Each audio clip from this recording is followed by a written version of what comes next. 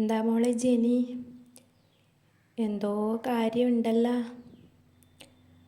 അവിടെ കിടന്ന് പരിങ്ങി കളിക്കാതെ അമ്മയോട് വന്ന് കാര്യം പറ.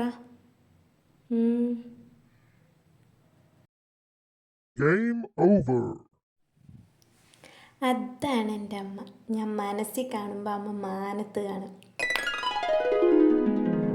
മോളെ ജെനി, അമ്മയ്ക്ക് സുഖിച്ചൂട്ടാ. എൻ്റെ മോളെ അമ്മേനെ പൊക്കുന്നത് നിർത്തിയിട്ട് കിടന്ന് ഉരുളാണ്ട് കാര്യം പറ.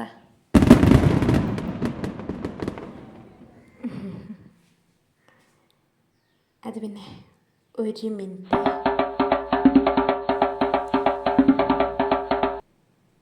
അതെ, എൻ്റെ ഫ്രണ്ട്സ് എല്ലാവരും കൂടെ സിനിമയ്ക്ക് പോകുന്നുണ്ട്. എനിക്കൊരു 500 രൂപ വേണമായിരുന്നു.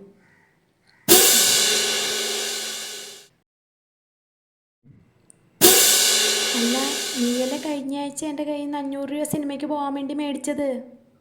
ആ ആഴ്ച എൻ്റെ മോൾക്ക് സിനിമയ്ക്ക് പോകാൻ 500 രൂപ തരാൻ അമ്മയുടെ കയ്യിൽ പണം കായ്ക്കുന്ന മരമൊന്നുമില്ല. ഇറങ്ങുന്ന എല്ലാ സിനിമയും കണ്ടോളാന്ന് എൻ്റെ മോൾ ഒരു അമ്പലത്തിൽ നേർച്ചയൊന്നും ഇട്ടിട്ടില്ലല്ലോ അല്ലേ?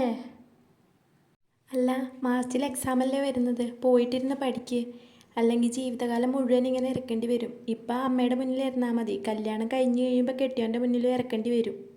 അപ്പോൾ എൻ്റെ മോള് പോയിട്ടിരുന്ന് പഠിക്ക്, അതല്ലേ നമുക്ക് നല്ലത്.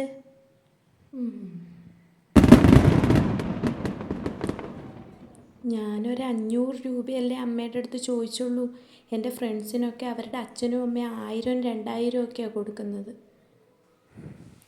ഇതിപ്പോൾ ഒരു 500 രൂപ ചോദിച്ചതിന് ഞാനിവിടെ എന്തെല്ലാം കേട്ടു. ഇവിടെ ലാസ്റ്റ് ആൻഡ് ഫൈനൽ, അമ്മയ്ക്ക് 500 തരാൻ പറ്റുമില്ല. എനിക്കതറിയണം. ഇല്ല, തരാൻ പറ്റില്ല.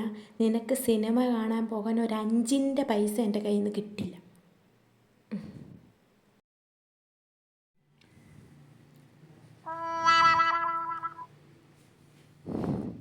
വേണ്ട, തരണ്ട. എനിക്ക് ഒറ്റയ്ക്ക് സമ്പാദിക്കാൻ പറ്റുമെന്ന് ഞാനൊന്ന് നോക്കട്ടെ.